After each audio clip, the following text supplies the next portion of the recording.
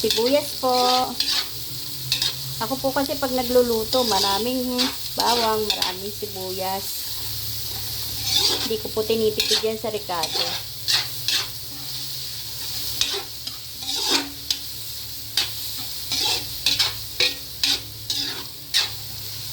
Isa-isa lang po yan.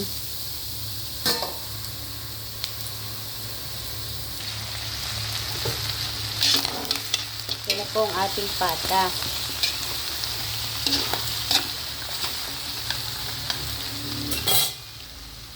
Lagyan na rin po natin ng patis para po ay lasa na ang meat.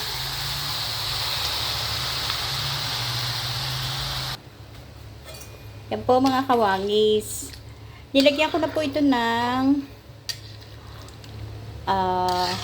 atsuete powder.